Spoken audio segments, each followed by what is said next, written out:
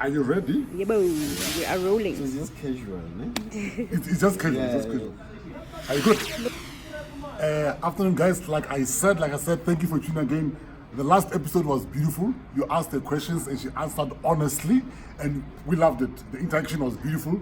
Now, as we promised, we're gonna bring you Bra Rich. Mr. Mudawi, I Richard Bra Rich. Bra Rich. So we're gonna cause you out of this scenario right now. We are now in a serious, if you mind right now speaking. Yeah. Sir, thank you for coming. Sure. There's a few questions that the guys on YouTube, my channel, that they've asked you. Oh, your channel on YouTube? Yes, my channel on YouTube. Yes. Okay. They want to know you better. Okay. So that's what I said. I'm going to speak to a few actors to try to know them better. Kotala, what we do is it's interviews that is third hand because it's journalists. You speak, journalist, editor. After time, things have been filtered out and not from the horse's mouth. Yeah. So kuna we have Shiral Mkare. Actually, even in the last video she participated. Okay. She's saying, what is the hardest decision you've ever made in your life? Oh. I think these things happen when you are a teenager. Okay. When you decide to take different professions. Yes.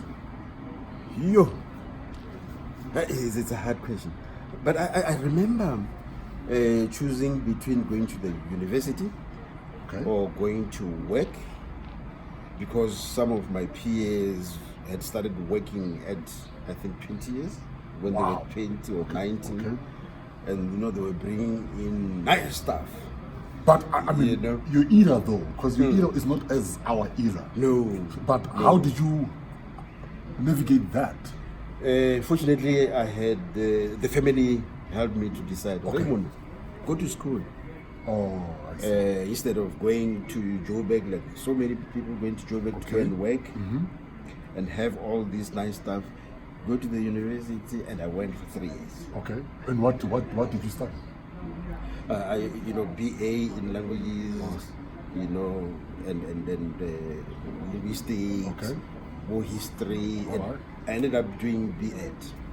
Which university was it? Limpopo, the current Limpopo University. But then we used to call it Teflo. Okay. Yeah. And what did you have to give up in order to in that moment? I see, of course, there was issue work. Guys bring nice things. Yes, nice things. So she's asking. I guess it's a follow up to that. What did you give up in order to be where you are now? Yeah, but when you think about it, I didn't lose anything. Okay. I would have gone to Joburg and become a Garaba, Yes. What is Garaba? A migrant worker. Oh, with metric only. Yes. When you are 19 or whatever. But I don't think I lost anything there. I gave up anything there. It was good to go to university. But don't you think a lot of those teenagers at the time, they were led by the situation that, because you guys, it was during the apartheid. It was after 1976. You see, the riots and the like. But there was this image of migrant workers who are coming back to the homelands. I mean, who went there. Yes. The Twando area. My guys. My guys are strong. Yeah. But when that Magara. Yes. They'll come back with nice, flesh, And what's little known about that? The life that they lived here was not as fleshy as it was represented when they came back. It was bad. Look, just behind us here is Alexander. Yes. Yes. The most crowded space in Joburg in 2019. It was like that. So they stayed here. Townships or hostels. Oh my God. I mean, it was during the apartheid time, where Group Areas Act was enforced, strongly. Oh my God. God. You live in the black areas. So all these guys were coming in here, living in hostels or in back rooms, in places like where Alexander was Soweto or whatever. And they come back home there, they'll tell you about Commissioner Spring. Oh yes. Who sent How was something then? No, it was a small thing. you see the buildings that you see if we can stand out there, you can see the tall buildings there. Yeah. They were not there. These were farms, man. This is Am I telling you how old I am? okay. Let's leave there. Okay, but the next question, I guess. Well, I'll just move on. The next question: what is that you love about your job? Okay, now This job. I was about to say that. Which job? What they don't know. He doesn't have one job. So let me let you explain that. Yeah. Urla, what you love about your job? Probably she's talking about the acting job. Oh, the acting job. I'd like to believe that. Yeah. So what do you love about it? It's so beautiful. Interpret someone's writings. That's number one, and bring it alive. And then to do it in your vernacular, mother tongue. You know, when we were with Mubanga, I was doing it in Achifenda only. But here I've got to learn. It's a scene, and he was reading song lines by himself. I'm like, what? Was it okay? You've improved, pa. Is it? In the most amazing way. Viva. In the most amazing way. That's why for me, I don't believe it. As long as the person is alive, give them a chance. Yeah, maybe it's because of my background in the other job. Okay. Oh. The academic world. Yes. Where, you know, we work as a team of 10 What do you do African on languages. the other?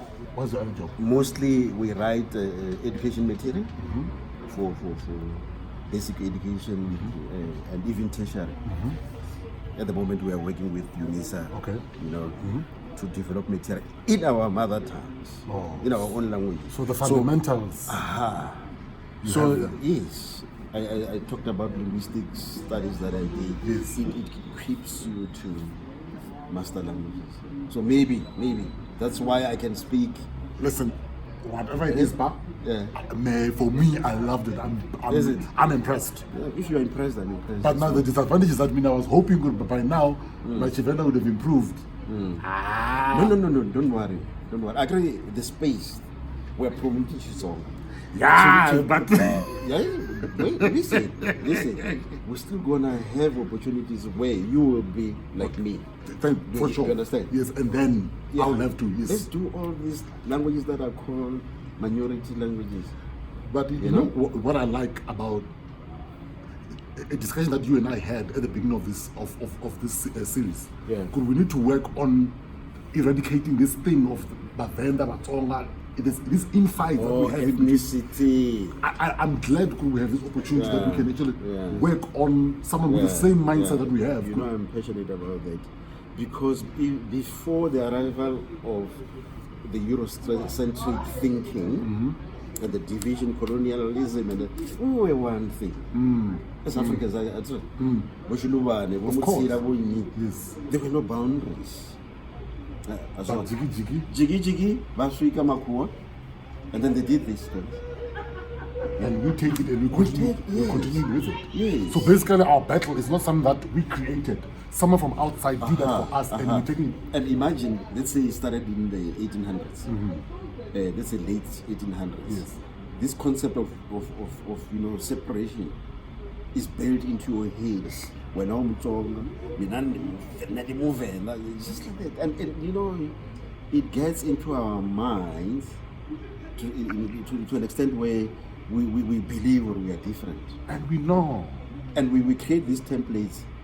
Yaori, what is happening here must be similar to that, but you don't integrate.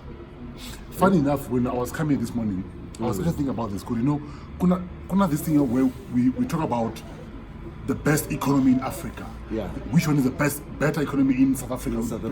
Why don't we rather say, let's work together to make something work? And I think this competition also is giving us a problem. Yeah. The problem is a big problem. But you know, I like what we are doing here. Because how, man? I mean, look at let's start with the crew. Yes. It's all black. It's all yes. All ethnic groups. And it's mostly women-led. Women-led. Our production is even actually DOP in front of us, DOP in front of us, lady, you know. So I like that. It's one of those fun facts I want to do. Talk about Giyani is black run yes, and women-led I love it, mostly. Okay. So let's empower each other. Man. Yes. So she goes on. What is that people don't know about you? About what? About you. How? What is that people don't know about you? No. What is that you don't want to tell them that? Yeah.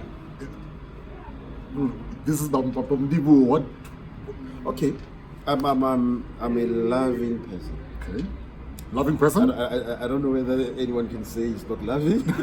Maybe based on your characters, they might interpret it differently. Yes. Hey, what is that, you know? Richard, the one on one as well. So, because you're not a nice person. Guys, forget about those guys. Those two guys, Walbert and Richard. This is the loving father and grandfather.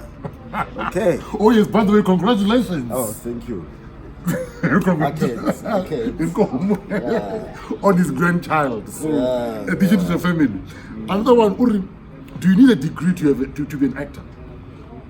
Yo, it's a difficult question, but I would say, coming from that academic background, I would say yes.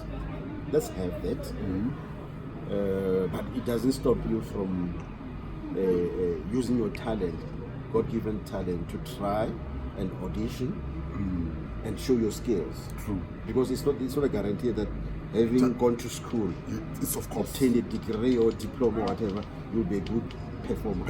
I'm a case study of that. Yeah. Where I don't have a degree, but there was training that I got, that I received. So I think yes, degrees it's key. Yeah. But as much as you have talent, find some sort of training. Read about the craft. Yeah. There's a lot of training centers that you can find, that people that can mentor you. I had a mentor who worked with me to the point that I am. So I think training. No, one other thing, Fumani, is that it gives you for instance, I never thought I would be an actor in my life. Okay. I was always behind the scenes. Okay. Yes. Using my academic background. But the moment I stepped on set, after teaching, let's say, postgraduate students about what a scene is, what happens in a scene, after teaching students about a plot, you have the theoretical stuff in your head. When you step in there, you just apply this. You understand? Yes. So yes, I would say tertiary background. How many of these artists have gone to school yet? So many. The young ones. Yes. She's the DOP, our DOP. She studied this. Yeah, she studied what she's doing. She's an actress as well, you know. So let's encourage. And you know what I would like to happen is to have regional centers for skilling. For skilling up. Yeah. You understand? Regionally, let's have one in Limpopo, and I understand there's one now. There's one now, Far North. This is called Far North Film Academy. Actually, it belongs to a friend of mine. He was there when we were shooting in he was there when we were shooting Giyani. Was it Giyani or? Yeah. No, I had Maribin. Oh, yes. We were doing. Oh, yeah. Are we supposed to talk about Maribin? Yeah, it's fine. Maribin is fine. We are even shooting over 90% of our story is Alexander. So exteriors is Limpopo. And then Papa Kuna Roni Givens TV. Firstly, he'd like to express how much he loves you.